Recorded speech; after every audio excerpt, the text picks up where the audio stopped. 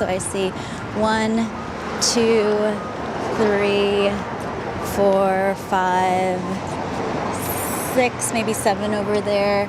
Do you live in here? Yeah. You do. So do you stay here then, sometimes? I stay here. So 2 of you or 3 of you sleep in here? Sleep there. Okay, so 3 sisters sleeping in this tent.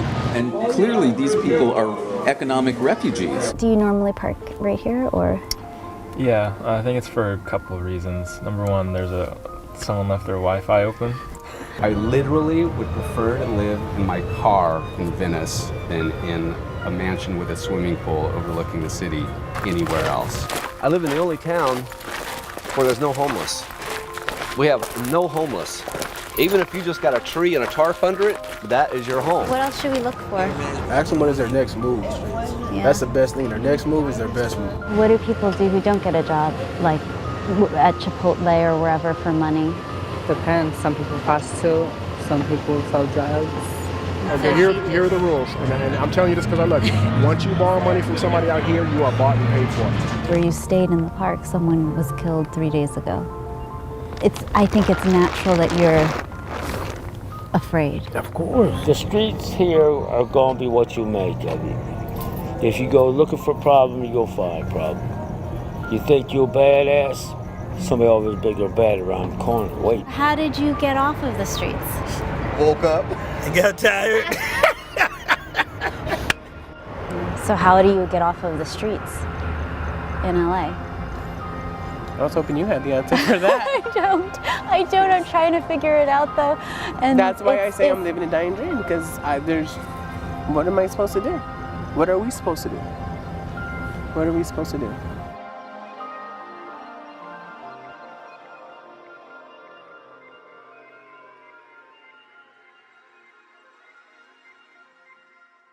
This is the L.A.Times map where they counted the homeless. The individuals are all red dots. The tents and makeshift shelters are little yellow dots, and then the vehicles are all purple. So here we are, a lot of red dots. Do you stay here? Temporarily, for the time being. How long have you been staying here? I've been staying here for about a good year and a half, almost 2 years.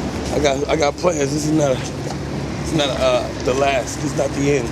Not the last stop. This is not even halfway through. It's 25%. You know what I mean? Where are we going? Right here. I'm just gonna drop this water off. Oh my God, not right now. Right now everything's all hectic because we had to clean.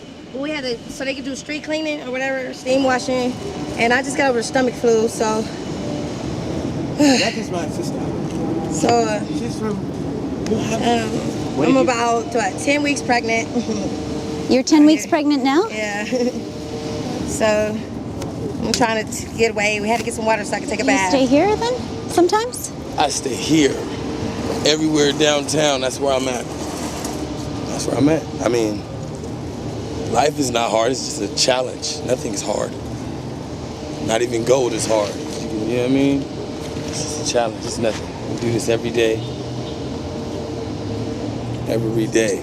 So we're only been homeless about 2 months now. Me and my husband, we had a setback, and then we lost everything, like just periodically we lost everything, and now we're down here. So what is your day like then? just like this. My day is just like this. Even if it was sunny outside, it'd still be overcast and gloomy. It's just like this. I used to be somebody. Now I'm somebody else. You know what I mean? So I have a high school diploma and a college degree. They looking at us like we homeless. You don't call it homeless, you call it houseless. I'm houseless because I don't have a house. Homeless is a state of mind. I'm not damn homeless. What are some of the options that you have right now? Live. Just wait like a cheetah in the tall grass. Just wait. Just wait. And as soon as I get my opportunity, I'm pouncing. All right, Kali. Thank you, Lisa. Thank you. Thank you, brother. We'll see you again. Yeah, I'll be What's her waiting name? for you. Hi. Thank you. Thank you. Oh, you look fresh. Do you want to go this way? Okay. So we're on Venice Boulevard and Ellesmere, and we're counting all the trailers that are around here. So I see 1, 2, 3, 4, 5, 6, maybe 7 over there, 8, 9, 10, and one that's coming maybe to park right over here. I just see coming down. Hi, excuse me. Hi, how are you? I'm well. We're doing a story on trailers parked here. Okay. Do you mind if we talk to you, or? Sure. I'm with the L.A.Times. L.A.Times, Yeah. wow, that's big. I wish I'd Is it? known, I would have. Well, we saw you kind of coming around the bend. I was like, I wonder if there's another trailer. I wonder if he's gonna park. Do you live in here? Yeah. You do? Yes. Okay. And do most of the people who park here live in their trailers, you think? If you see any trailers on Venice, people are living in it. Where are you coming from? I moved here from Cincinnati. My friend he lived here his whole life. We all worked together, and then we worked like full time, and then we were like, all right, this is a cheap option. We're gonna make like enough money to justify a place. It's not a bad situation though. Save a good amount of money, and it's really enjoyable in a lot of ways. Except there's 3 of you in here. Well, you really get used to it. I mean, in college I had 4 people in one tiny little square of space, so it's not that much different. So I get to move around. And you just park in different places all the time, or is this kind of one of your main spots? I mean, there's like a certain set of rules to avoid street parking and all of that, but we've lived with this thing from down to Long Beach all the way up to here. Yeah, it's everywhere. I heard 30,000 people are actually homeless, and I guess 10,000 live in their vehicles. That makes sense. And even like normal people that I know that I've worked with live in their cars. At a certain point, most of the employees at my business were living out of their cars. Yeah.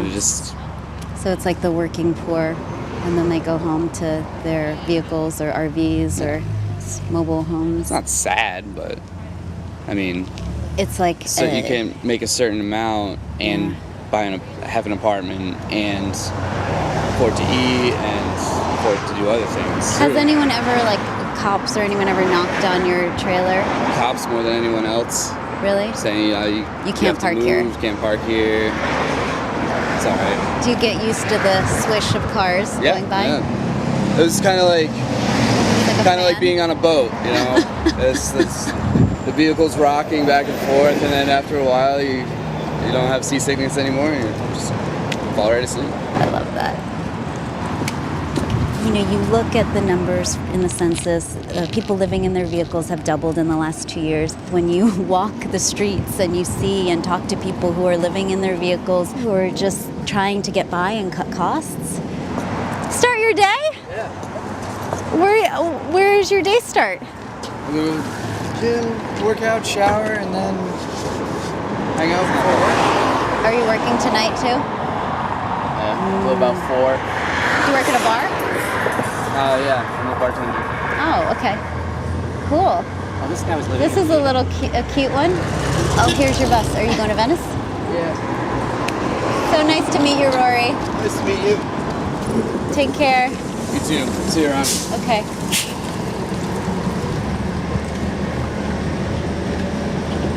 Line 33, Venice. Welcome. Okay, so there's downtown and there's Skid Row. And what we're finding is that homelessness is spreading outside of the city. We're really searching for these encampments because the city is tearing them down kind of one by one. I'm looking at a couple women and a few carts and 1, 2, 3, 3 to 4 tents. Oh, I didn't even see yours over here. Are you safe? So 2 of you or 3 of you sleep in here? Sleep there and I sleep Okay, so 3 of you, 3 sisters sleeping in this tent. So you're 3 sisters living in this tent. You've been here for 2 years. You've been here 3 years, and you've been here for 2. Yeah. So what happened 3 years ago then? My mother passed away. Okay. I was living with my mom. My mom passed away. Okay. I'm sorry to hear that. Kept it for a while, like for about a year, but. And she was in a house. She was in a house. Your mom? In an apartment. She was in an apartment. yeah. Okay, And around she was in, sick near this for- area. Mm-hmm. Okay. Yeah, that's because that's why we're here. You do have a sense of community here, right? There, are, you said people look out for Yeah, we look one out for another. one another. A while back, this was all full of tents also. Where are those tents now? They threw everybody out. They threw everyone out. They throw us out like every other week. Yeah. Tell me how many people are living in this camp over here. 4. 4 people? 4. That's my brother, okay? You're a whole family He's a out little here? off. But I'm warning you, okay? He talks nonsense. I heard the whole family's out here. I'm Lisa. You're Jesus. You want a soda? I'm okay, thanks. We heard you were the chief of the tribe. Well, the tribe would be, let's see, the 16,000 that are homeless every month now. Okay.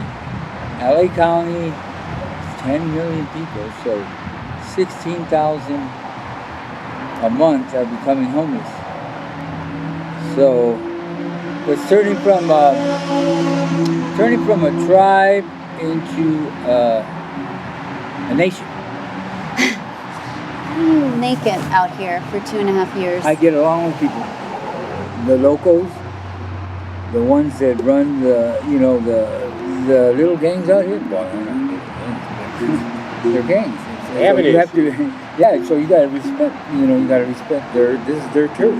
Did you get used to it, or then your sisters were out here too, or what happened to change that? Well, we adapted. Because you seem relaxed. Well, because I had to adapt. So I had to adapt. In order to adapt, I had to accept how the people were out here. 43 right here. Okay, that's the avenues. The avenues, right? Yeah. And then what about? That is pretty much their place. So that's you know what I mean. Because the avenues are right there. And they don't hassle you over here because your sisters are over here. You have some friends over here. No, we get along with them. Yeah, you have to, right? Survive. Yeah, well, Survival? you know what else is it? If we didn't get along with them, then they wouldn't be here. Or you wouldn't be here. Right? Okay, so the real downtown, or the downtown proper, is this way. Arts district is this way, and then this way is the fashion district. The fashion district. And then Little Tokyo is undergoing massive construction. So the epicenter of this issue on Skid Row is kind of getting squeezed on all sides It is, by and gentrification. it's what has precipitated for the last 10 years here. And clearly these people are economic refugees. People don't even want senior housing in their neighborhood, much less a magnet that's going to attract homeless people. Can you tell us what's going on right now, or what you're preparing for? Well, let's see. We're pretty much wrapping up with food prep, and we're going to be serving in about 15 minutes or so. We serve 800 to 1,500 meals. This is one small critical response to this problem. And are we even getting close to addressing that? Oh, I think we're far from addressing systemically. I think the human thing to do would be to provide services right now to everybody that's sitting on the streets. They're in a state of denial. They won't admit that giving people services where they are is really important. Can you explain how all the services are concentrated in Skid Row? The vast majority of services for homeless men, particularly, are located right down here on Skid Row, and they have been for more than 50 years. So we're presering life. But you've been here for 45 years. Right, well... There is something about the infinity of this There problem. is, and it's going to go on, and we don't have any retirement plans, but, like I'm leaning against the counter because my legs are, I have a bad back, and my legs are bad, and my wife is worse, so we're getting up there. I'll have my 70th birthday in March. God, I never thought I'd live that long.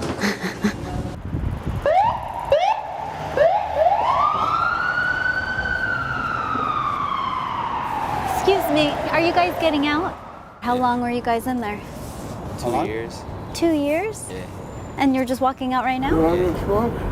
I got to smoke. She has a cigarette. All right, give her the $1. I'm Lisa. I'm Bonnie. Hi, Bonnie. Bonnie? Bonnie, nice to meet you. Who are you? Mama's. Mamas? She won't bite you. She won't. I'm a little afraid of dogs. She won't hurt you. She's a service dog. I'm autistic. Okay. And I'm also epileptic. That's why I am. My husband got arrested in San Bernardino because a guy attacked me. Now he's doing 180 days. And I ain't got nowhere to go right now. How long have you been here? 3 weeks. So you've been sleeping out? Do you ever go to Skid Row? No, my husband doesn't want me down there. Okay. And he told me, he says, you stay over here by the jail till I get out. And he don't get out until December 31st. So you're gonna stay here until December? I ain't got nowhere to go. And then they were trying to put me in a female shelter. But I have seizures in my sleep. She has to be in the bed with me. Do you go and visit him every day? Every weekend. Every weekend. So then what do you do during the week? I sit here,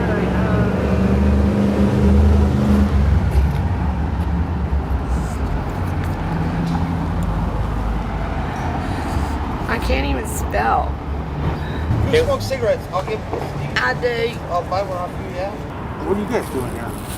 We're doing a story about people who are released and where they go, and if they kind of walk up to Skid Row or if they're sent out with anything. Have you been inside already? Yeah. Not today, but I'm gonna go today. How long do you think you're going in for? Hopefully for just a couple hours, I'm hoping. And then I got a 120-day sentence. I got to do a violation. They don't want to deal with me. Look at this. Heart meds. Be careful in there with your medical condition. I'm going to tell you why. My husband's a severe diabetic. How much you want? 50 cents? $1 or what? Take it. You're hurt, so take it off, bro. That's all you do. Hey, can I buy a cigarette off you guys? Right, here you go. Are you guys just getting out? Yeah. She has the cigarettes. Okay. It's fine. I'll buy. I know. Bonnie, this is your side business. Yeah, there's a hustle right here. Hi, Miss L. She looks out for me up there. I try very hard to try to find them shelters, but unfortunately, there's so many of them. Yeah. I mean, homelessness is a problem for the general population and the just released inmates. You're still wearing your Yes, we gotta wait jumpsuits? till we get our property, And you can't take those off until you have that? Oh, we just ain't got no clothes until we get our property. Okay. That's it. Yeah, until then, wearing these black suits. And then where do you go from here? I'm going home. Do they give you bus money to go? They said something about tokens, but They don't give me all that many. I'm just gonna look like I'm just gonna have to hop on the train. You better be careful because them sheriffs down there, they got canines down there now. Yeah, well, they gotta help us out somehow. What else should we look for? When we talk to people, what should we ask? Ask them what is their next move. Yeah. That's the best thing. Their next move is their best move. All right, Bonnie. We'll see you soon. Yeah, hold on. Okay. And you already know I don't like touching, but you can squeeze me. I don't. So what are we looking for? What we're looking for is there's an area that's known for prostitution. It's notorious for that. So a lot of people, youth that we serve in that area, engage in survival sex a lot of times. How many kids do you see a night? I'll tell you, we could average anywhere from 30 to 40 a night. The youth alone, I believe the number is at least 2,000 youth a night could be out here. Hey, what's up? It's Coven House. You need a blanket? Yeah, her bed. Right here. My foot is hurting. Okay, I got you. Is this where you stay here? I stay pretty much everywhere. I'm always moving around. I'm always like parking garages. Always try to find somewhere warm for me and my boyfriend to sleep at. How old are you? I'm 18. You're 18. Okay. How long have you been out here? I've been out here for about 2 months now. And where were you coming from before that? Juvenile hall. Okay. Yeah. And before that? Well, I was in jail for 2 years. You were discharged, did your time, and then there was no place for you to go. They didn't set you up with a program or do anything like that? They just, there you go. Ooh, watch out. But I mean, I came out here because it's easier here because I'm transgender. So. How is it easier? Because there's more support out here. This is the LGBT community is Hollywood. So you spend the day at the LGBT center and showering and hanging out. Yeah, we pretty much go there every day, just all day. Get on Facebook, eat, shower, get some clothes from their closet that we gotta do. Apply for jobs. What kind of jobs are you looking for? I applied for at Chipotle, LA Fitness, the Shop House. What do people do who don't get a job, like at Chipotle or wherever, for money? Depends. Some people prostitute, some people sell drugs. It all depends. It's different. I mean, out here, you gotta hustle. You gotta do what you gotta do to survive. Because, like I tell people, it's me, myself, and I in these cold, hard streets. How are you doing? In pain. Careful. In pain? Yeah. That never stopped me before. Yeah. What hurts? Everything. Been out here off and on since I was about 14. What? 14? Yeah. 10 years on LA streets? Yeah. How come you were never sheltered or never brought into the system? I didn't get into the system till I was 15. Okay. And what kind of system was this that you were in? Commercial burglary, juvenile hall. Okay. For the people who say, why don't you just get off of the streets then? I have no work experience at all. And due to when I was 11 years old, I was shot twice in the face. In the face? Right here and right here. One bullet came out right here, and the other one's still in there. I couldn't walk, I couldn't talk, I couldn't do anything. I brought Ramiko back to Covenant House quite a few times in that van, so helped him out and try to help him get stable again and whatever his goals are. A lot of times they're leaving a bad situation, bad environment where they were from, and a lot of them, the feedback throughout the years have been, well, look, if I'm going to be homeless or going through where I'm from, I may as well be here because at least the weather is better. At least this is Hollywood. At least this is Los Angeles. I feel like I have a better chance at pursuing my dreams. I mean, they'll tell you those things. So this truck in front of us is pretty good timing. This truck is out here Monday through Friday. It's the Greater West Hollywood Food Coalition. There's about 50 people out there? Yeah, I've seen 100, 120. Do you happen to have like those big gray sheets? You mean a gray blanket? Yeah, the big gray one. Yeah, I got one. That's it? No. Howdy. How you doing? Just got off work. I was just gonna ask you. This is Lisa. Hi. So that's Anthony, Ray, Jason, and Mark. And Mark. My bad, Mark. Hi. So I see him each and every night. I help him out. And how long have you been out here? A year. And can you tell us who's here? My husband, our adopted child, and our uncle grandpa. And I see he's not really your adopted child, though, right? No, he's just a young kid. The person he was hanging around with before was just too crazy. Okay. So we kind of took him away from it, cleaned him up, gave him money, fed them, and then he just started hanging out with us. And then the person went AWOL. So he just... Okay, so you're protecting him? Yeah. And so how long have you been working? 6 months. Okay. 6 months. I have full health care benefits. I have dental, vision, everything. I have everything. But no place to live? No place to live. And so how do you, okay, so people are like, great, you got a job. Like everything's like going in the right direction, and then... All I tell them is I'm living a dying dream. What does I don't that tell mean? This is what it means. I have a dream to be successful, to be rich, to be famous, to be out there, just to be in a house, an apartment. You can rent me a room, shove all 4 of us in there, I don't care. But it's not gonna happen. It's a dying dream, and that's what I'm living. So you're working 5 days a week? I work 5 days a week, 40 hours a week. I get just barely above minimum, which is Doesn't cut it. So how do you get off of the streets in LA? I was hoping you had the answer for that. I don't. I'm trying to figure it out though. And that's why I say I'm living a dying dream, because what am I supposed to do? What are we supposed to do? What are we supposed to do? Okay. Okay. Okey-dokey. Thanks, guys. I know we have to keep you on your route. Yeah. All right, guys. Thanks, guys.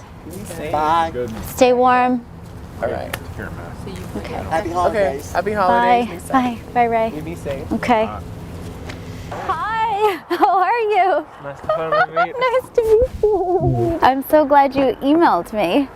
Well, I'm glad you wrote the story. So this is you said your living room. Can you give us the tour of your car? Sure. Well, Mitch is in the kitchen. That's where I keep all the food. It's inside this bag here. I mean, all the stuff, obviously I can't have, fresh fruit or veggies. I can't cook anything like meat. So I've sort of become a vegetarian by proxy. Okay. Do you normally park right here or? Yeah, I think it's for a couple of reasons. Number one, someone left their Wi-Fi open, so I can do work in here in the evenings. And also, people don't seem to walk by here often, so I'm not bothered.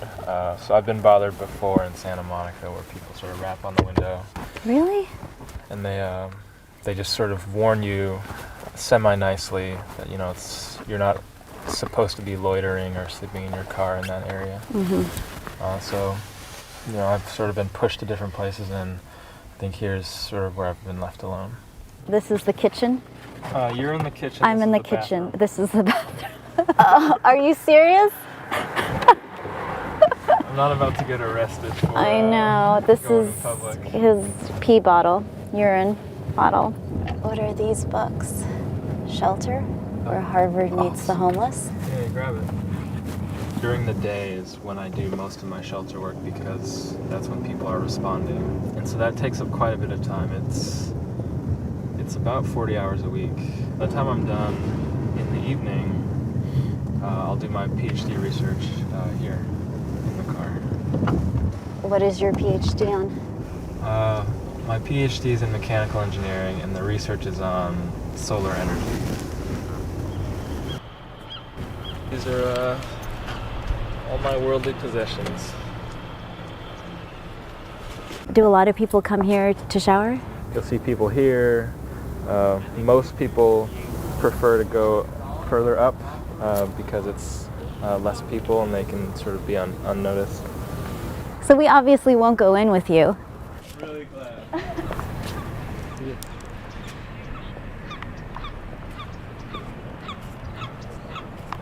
Hey, that was a quick shower. Yeah, it's super cold. So you've been doing this for a year. And this is the first time that you're gonna say I'm publicly homeless. Your parents don't really know this? They know about it on a superficial level. They would worry. Yeah, they would worry. I mean, you're in LA, it's a big city, right? Yeah.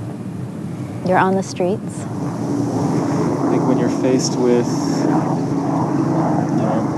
paying tuition for, your dream job, or living in a car for what you would think is temporary, then it's pretty obvious that I think homelessness can be a result of rational decision making under extreme duress. You can't have a place to sleep and food to eat and tuition. Then, you sort of realize, what you can do without. But on the whole, I do feel like I'm living a life of intention, So it really isn't sad. I do feel very fulfilled. But, there are some days where you just don't feel like it, and you'd rather be at home watching cartoons with your kid siblings. This is your family? Yeah, this here's my family. And these are, my friends who give me a lot of support.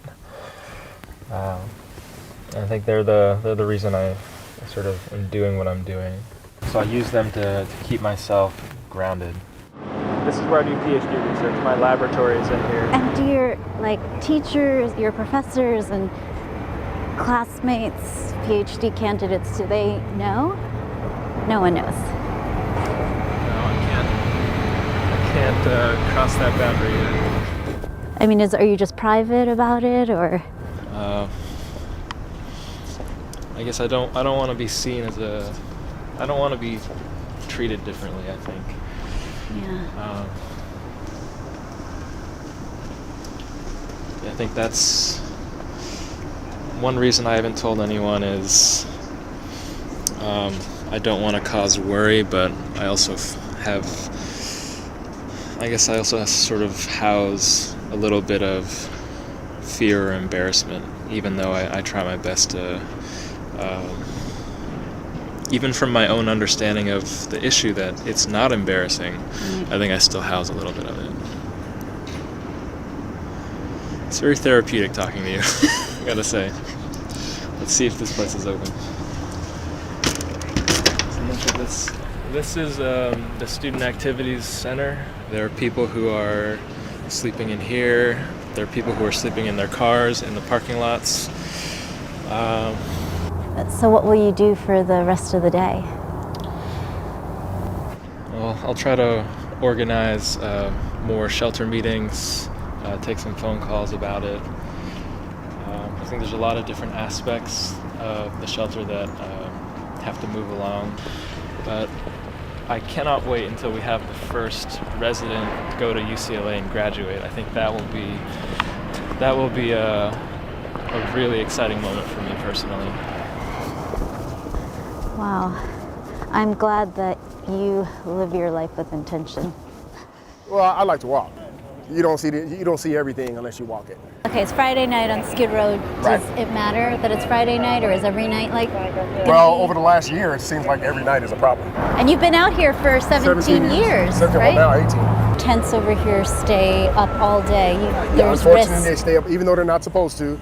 They stay up all day. There are some individuals who hide under the guise of homelessness and engage in drug sales in these tents. These are individuals who are able-bodied, could go home anytime they want, and they just come down here and prey on the people.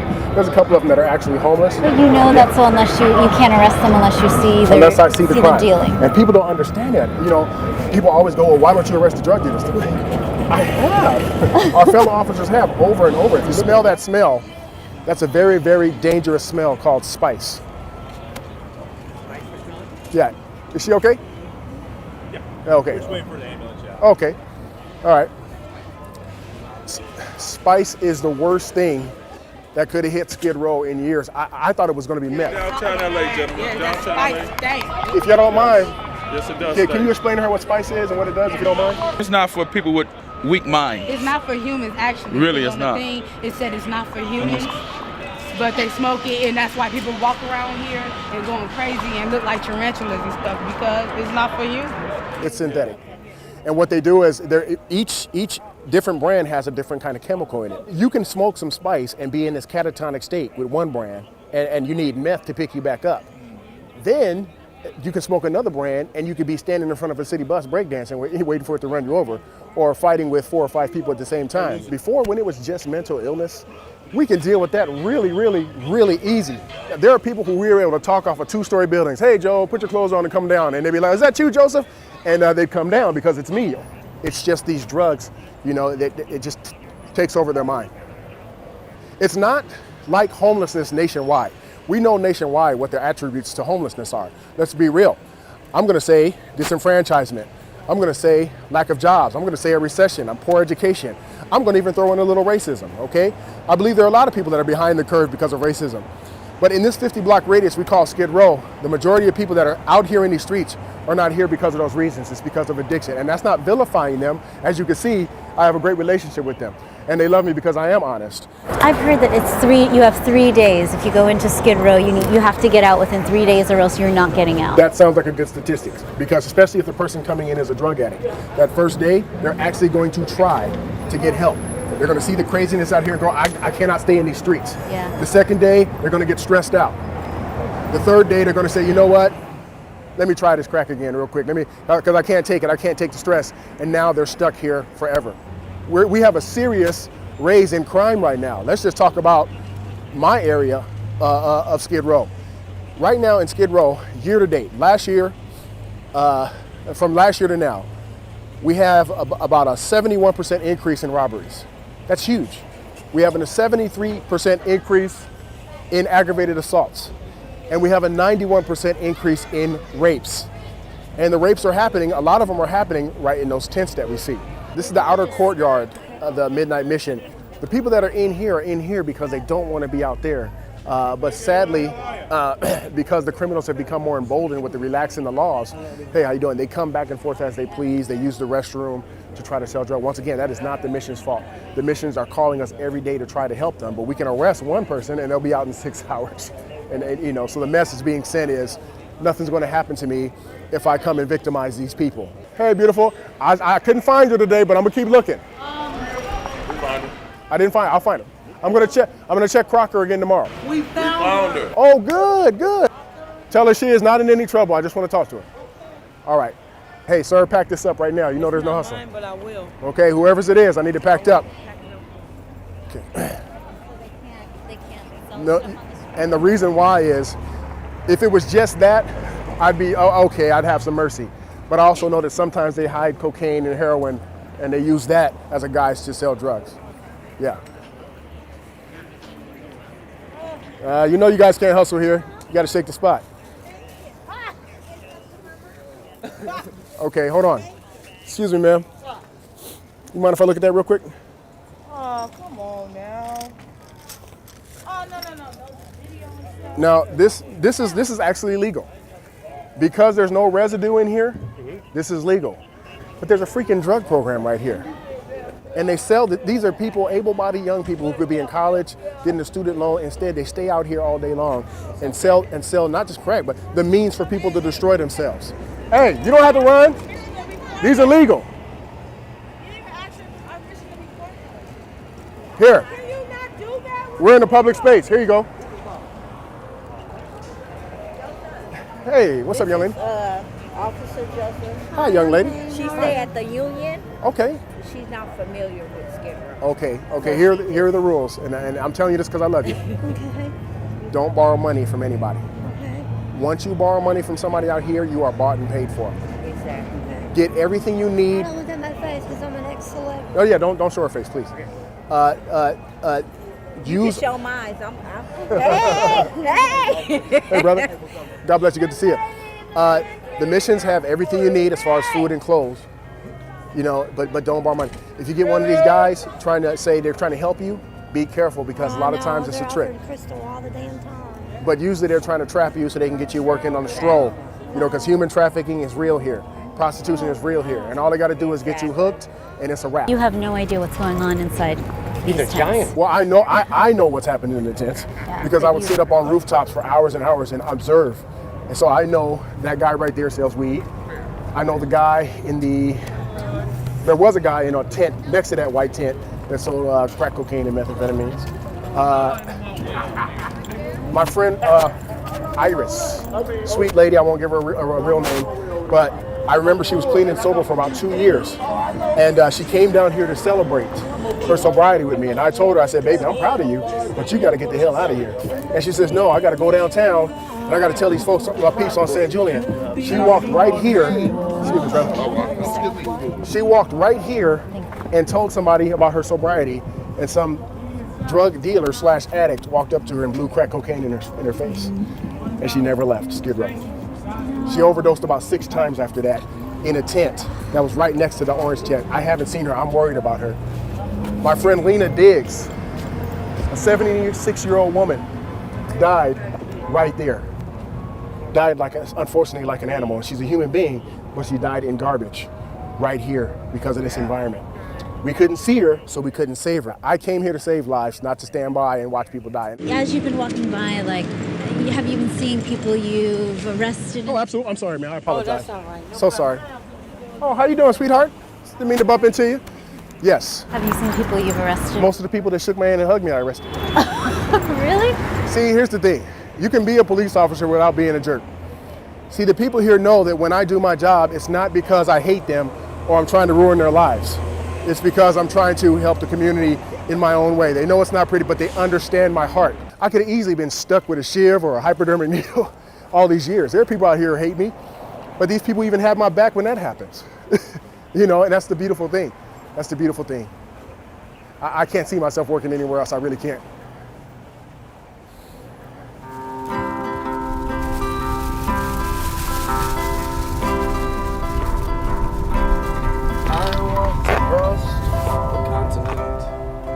Children didn't bat an eye when made to watch their mothers die. So tell us about Slab City. Well, it's just a lot of travelers, all convening because it's the nicest weather in the country for one thing. I just come here for the winter. This is my 4th winter out here. And where are you from otherwise? I'm from South Carolina originally. I've been living in NorCal, growing pot actually, legally, for a few years. So now I just bought a purple bus and I'm traveling. So I'm on the road again. Are people like squatting here? Or is it camping or what do they call it? It's all free land. You mean no one owns the land? I'm not sure exactly. I've heard different stories. And it feels like a real community. Like in the sense that like, okay, houses, like here's the street, here's... Yeah, I mean there's the internet cafe, there's a breakfast club where you can, and there's open mic nights. What was this? This was some structure. You can look at the old, old layouts of Camp Dunlap, and I think this was like a commissary or something. This was like a mess hall, maybe. So wait, this is why it's called Slab City, because of these slabs of concrete. Exactly. Stickman. I'm Lisa. Lisa, nice to meet you. They call me Stickman. Hi, Stickman. This camp here is getting designed so this will be a solid roof right here. I'm building out of just odd materials. I have no money. I don't have a job. I'm disabled. I don't get a check. I make walking sticks. I don't know if I've got any handy. Oh, here's one. Oh my God, I find really cool pieces of wood and clean them up. When did we get here last year? Thanksgiving? Yeah, because I picked you up. Yeah. What do you mean you picked him up in the desert? I was just driving through the desert on the way here, and he was cruising. He was just walking with his buggy and his dog. So are you settled here now? Is this home for you? This is home. I've been traveling since the 80s. I've been through all 48 states. I've hitchhiked most of them. I've lived outdoors. I'm between 4,000 and 5,000 outdoor sleeping nights. And I think because Slab City is what it is, I don't really feel homeless anymore. I do have a home, for sure. So this is my little bus. Just got it. It's a little mini bus.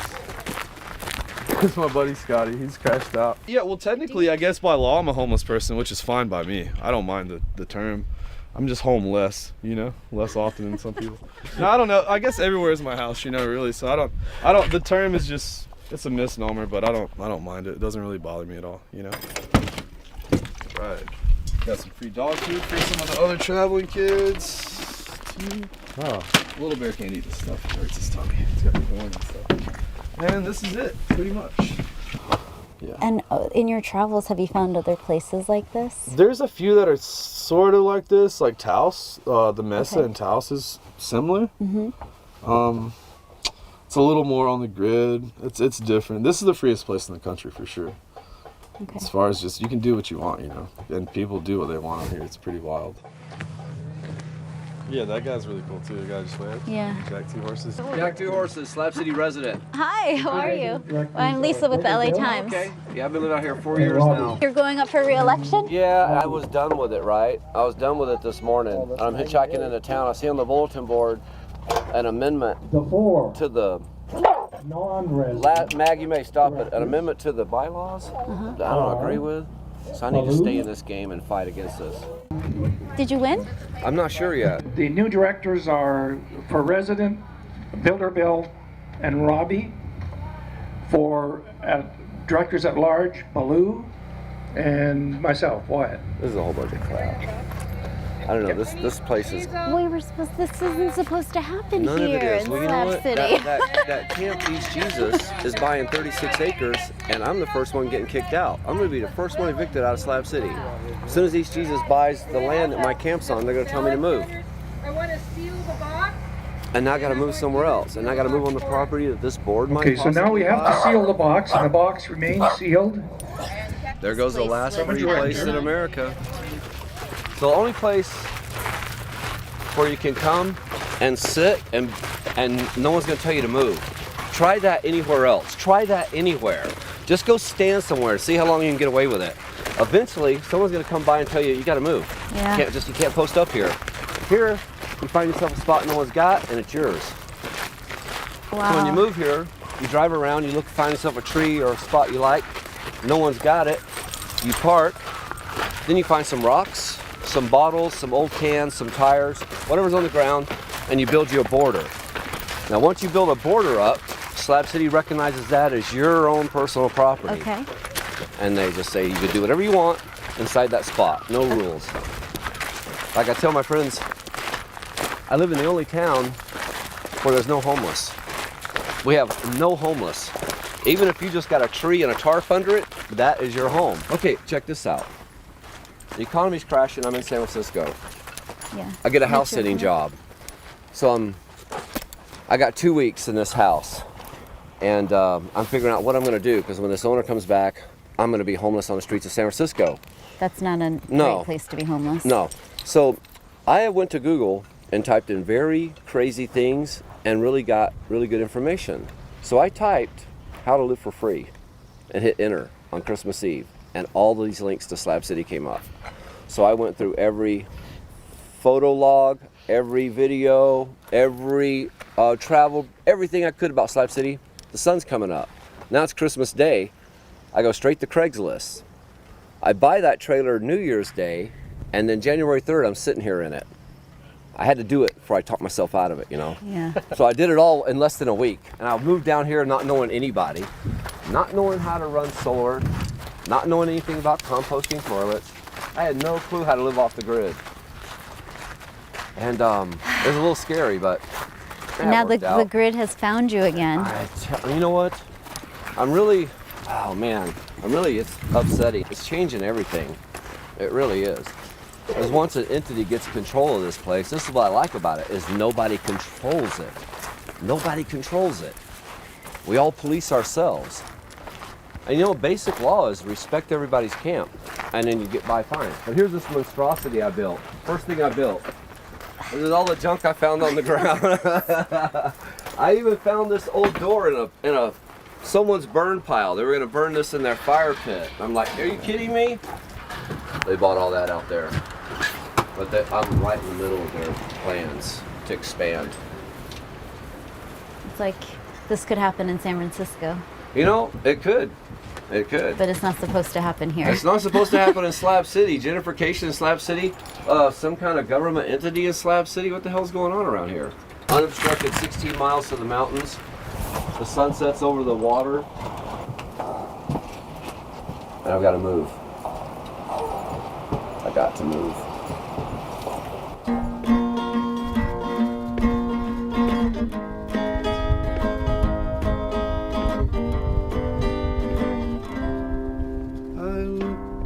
How long have you lived here? 3 months.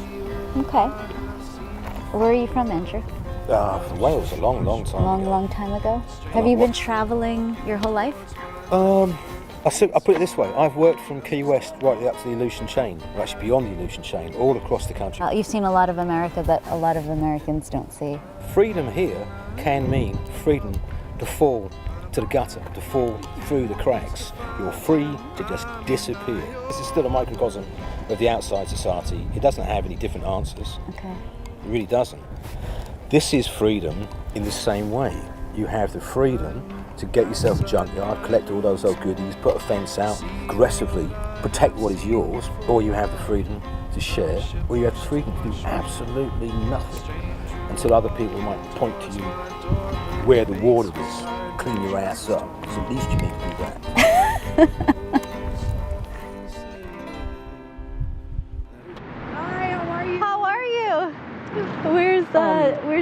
and Pat and Jesus everyone? is over there. You mentioned before about where you were, sorry. Oh, in the bathroom?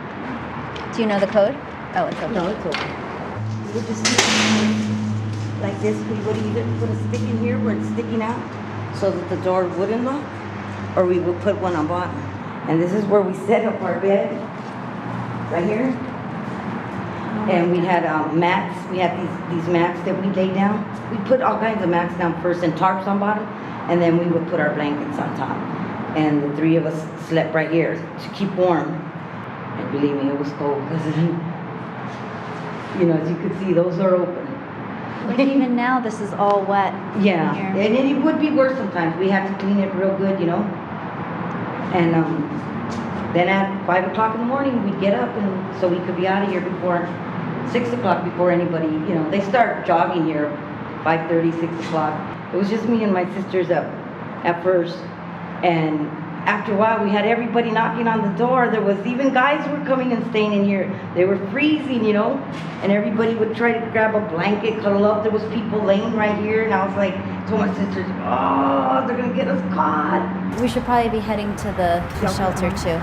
So the last time that I saw you, we were both not wearing sweatshirts. We were in t-shirts, and it was end of October, I think. Oh, was it the end of October? Yeah. We were told that we would be getting housed by January. But I asked Monica the other day, and she said, I don't think it's going to be January, but hopefully real soon. I'm hoping it'll be before March, before right, they before close they close the shelter. Yeah. I don't know if you heard about the kid that got shot. Yeah, somebody Is killed he? his son. He's dead. Yeah. Oh my goodness. Yeah, they shot him in the head. They came here and They came here? yeah, in his tent and That's killed is him. this it? Yeah. This is the Yeah. this Yeah. Oh my god. Yeah. He right here? Yeah, he was only 19 years old.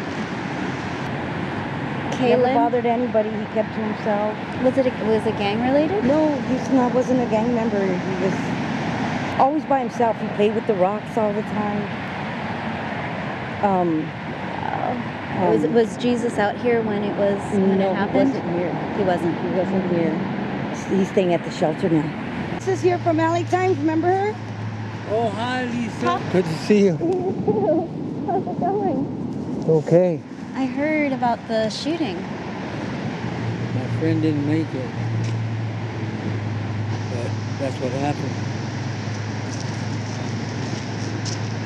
He's been very quiet since it happened. He didn't talk. Yeah, he's so... Okay, we'll meet up at At the shelter? At the shelter. Okay. All right, we'll see you later. Okay.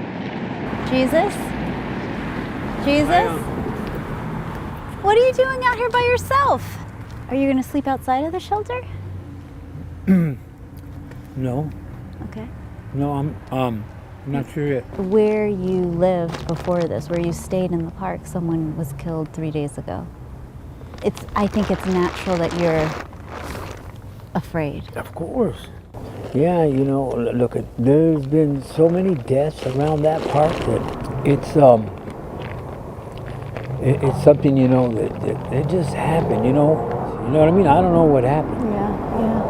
You know, I just know that he's dead. Yeah. And it was not pretty. So you've never been here before? So you've never been in here before?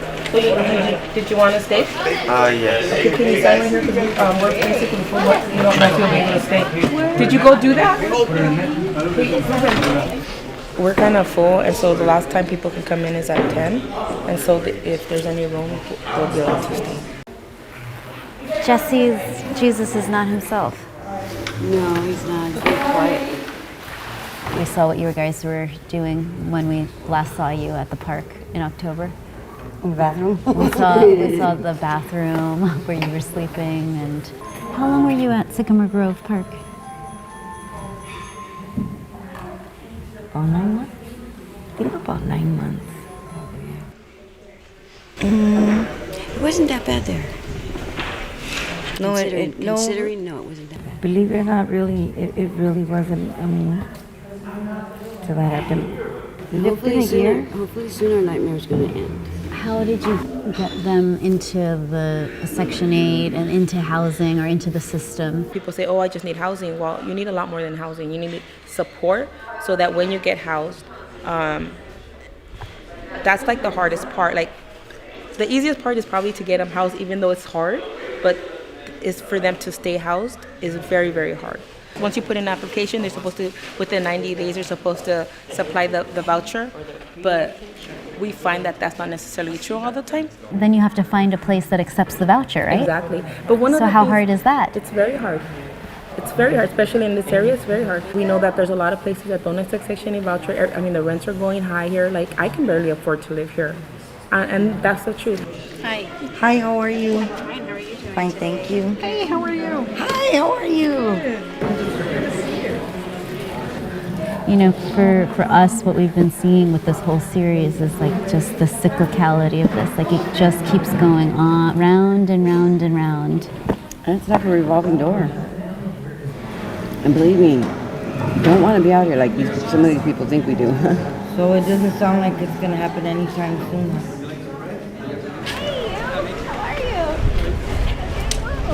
We thought we'd see the chief here. Well, welcome to my house. I have the largest house in Venice because Venice is my house. So I have a mobile bedroom basically, which is the chief.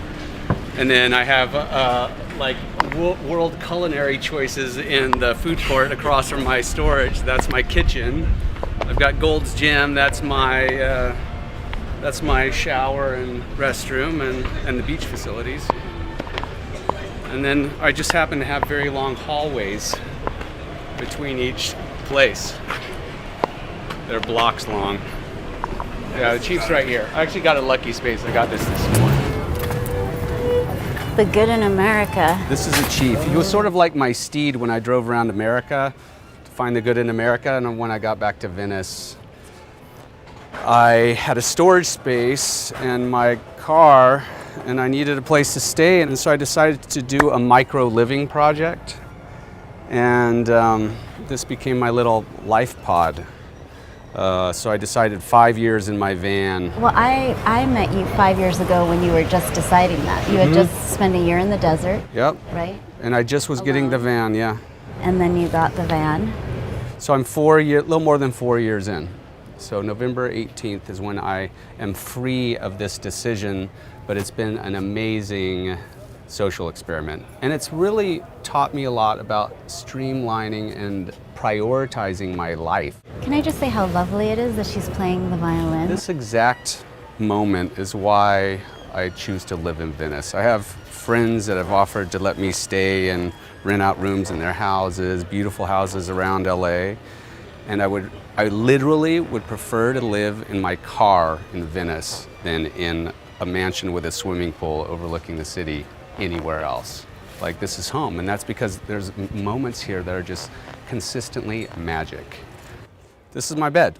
There's no kitchen or anything else in here. This is literally my bedroom and what I use to get around when I have to get around. I try to maintain a really low profile because you're a guest in these neighborhoods if you're living this way. So I generally try not to go into the van until after dark, and I use a headlamp and close the curtains because I don't want people to feel like there's someone out here, you know, and then I leave early in the morning, you know, when the birds first start chirping or whatever, and then I have my routine, like the beach bathrooms open at 7. Compared to most of my friends that may only have like 2 or 3 bathrooms in their house, I have 10. I have 10 bathrooms to choose from right here, and I have 6 showers, so, and 8 sinks. Thus further confirming the size of my house. Venice is very much known for its homeless population. Sure.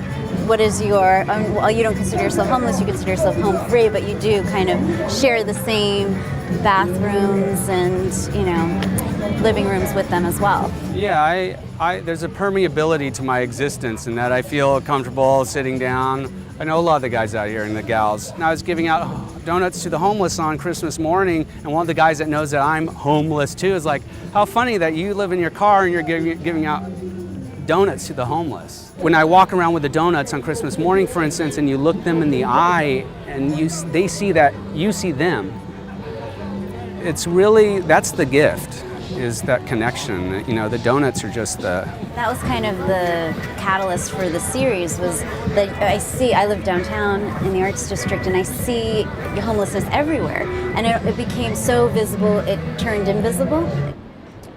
So you're talking about how the homeless, because of their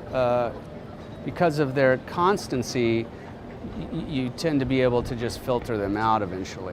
They're so visible, they become invisible, which is why we started doing the series, just to go and have conversations with people who don't have homes, period.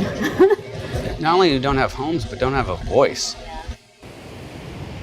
You should come out and surf with me sometime. I have extra boards. Surf? Yeah. You live in California now. You can't like escape California without getting. I'm terrified of sharks. Of what? Sharks. There's sharks out there? Come on. I mean, there's sharks out there, but remember you told me that if you're afraid of something, that you're going to go do it. So I'm holding you to that. I'll get you in the water and you're going to go, oh my God, I actually like this. My situation obviously is very different from the homeless because mine is a choice. The homeless at any moment can be uprooted and moved. Their stuff can be thrown away. They have no sense of safety, like not even having a bag, you know, just everything is, you carry. Like this guy doesn't have a bag for his clothes. He carries it all in a wad. Isn't this the guy that does like the handstands on that? Yeah, that's me. Can you do that? Can you do that for us?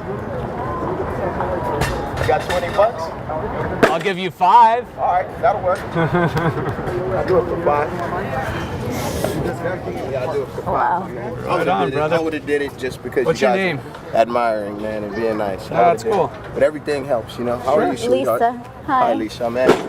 Andrew. Do you live around here? Yes, sir. I live actually right on the next block. Yeah? Yeah, within the Muscle Beach district. Are you in one of the apartments here? You live in, I live in my van, so. Well, you know, like right next to the Irwin. I kind of stay like over there. Yeah. What's your name?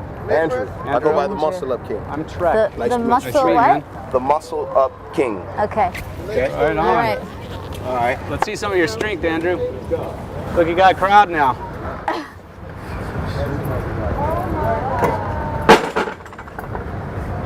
Nice job, dude. Such core and upper body strength. Well, there's another example of someone who's making the best of his situation. Right. And he wasn't saying it outright, but he lives over near the Irwin, so. He's, the key word is But he stay. looks pretty healthy. Yeah. He's like, I stay over by the Irwin. Yeah, it's all a little bit in your attitude too, man. This is not a very big mural, but the owner of the building wanted to do something that was Venice, and Charlie Chaplin lived in Venice, had some properties here. And so I did Charlie Chaplin as Robert Downey Jr. with Smile, because Charlie Chaplin wrote that song, Smile, Smile when your heart is aching. I can't tell. That's kind of her swagger, though. I've never seen you here on the street. Oh yeah, this is my route. I have been doing this series, right? On the streets. He used to be on the streets too. Are you kidding? Yeah, he used to be on the streets. I'm Lisa with L.A.Times. I'm Odell. Yeah, L.A.Times. And I was saying how Wanda used to come by through my alleyway, and my gate would be up, right? It was when I would work a lot at home. And we would just talk, and she'd be like, do you have any recyclables today? And so it made me, one of the first sounds in the morning that I hear is the Alfredo coming through on with his shopping cart. He comes through my dumps. He comes in the morning. He got a job. I know, at the gas station. Right. I know. Wanda was just telling me that you also used to be on the streets. Oh yeah. And now, for a long time, on Skid Row? Yeah.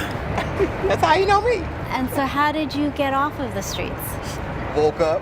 I got tired.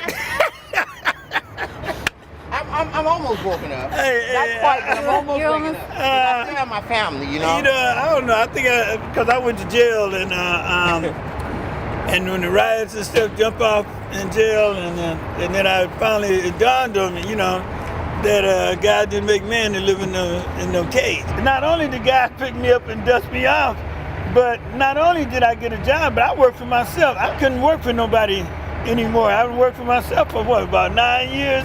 You know, it's not just, you know, there's a void. You have to do something. And I can't go in two directions at the same time. You know, you can't go in two directions. Either you moving towards something positive or you ain't. So what do you have in here? Because you recycle every day. These are plastic, bottles, cans. I cleaned up this guy's recycle today and he gave me this and $2.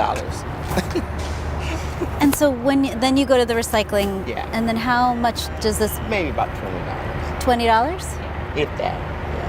I know a lot of guys like Pepper who have their spots, right, where they have people who save the recyclables for them. You know a lot of people around there. Do you have like your people who you go to all the time?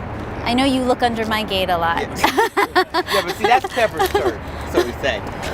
But is that's also kind of the economy, right? If we're thinking about it, like how do you, if you can't get off of the streets, but you need to make something, to have some kind of means, right? But you know what?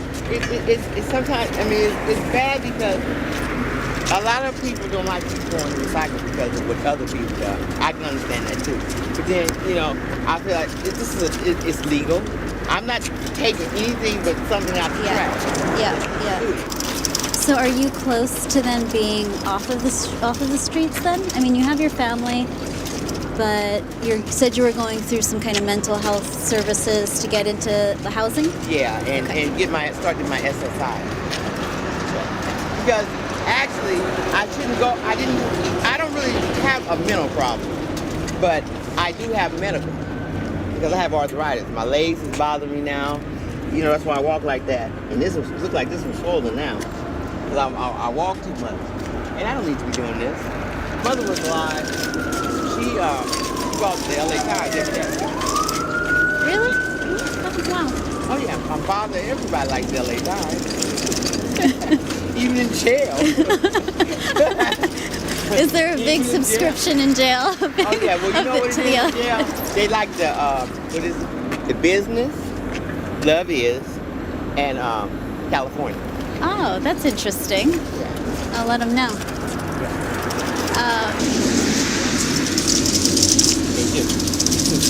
Oh, is this the recycling? Oh my gosh! Can we go in and film with you? Yes! We have been wanting to do this. Hold on. You got it?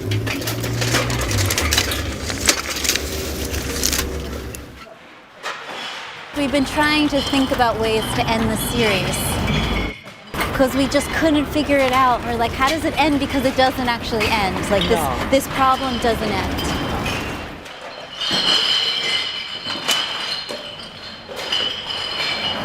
You don't look happy. You don't look happy. How much? I'm glad this is over. 22 and some change. This is why we started the series. It's because of you and Alfredo and Pepper are my neighbors. You guys go over there? No, not yet. But you guys are my neighbors, and I see you on a regular basis. And just because you don't have a home where you pay rent or a mortgage to doesn't mean that you don't live in the Arts District or Skid Row or wherever in between. I like how you said that. You're my neighbor. You are. I see you. I used to see you more than I would see, the person who lives right next to me. Really? Yes. But anyway, I'll see you in the alley. Okay. When I come back. Pepper, I was just talking about you all day. Don't do that. It's bad luck. My name's Pepper, Mayor of Skid Row, okay? The streets here are gonna be what you make of it. If you go looking for a problem, you go find a problem. You think you're a badass, somebody always bigger bad around the corner waiting for you, okay? You can gain a lot more by smiling a good morning. Who would ever thought this beautiful queen right here? Look how gorgeous she is, living in a house with a homeless person with nothing. We're like family. It's not what you got, it's what's inside and how you use what's inside. She's still gonna be my wife someday.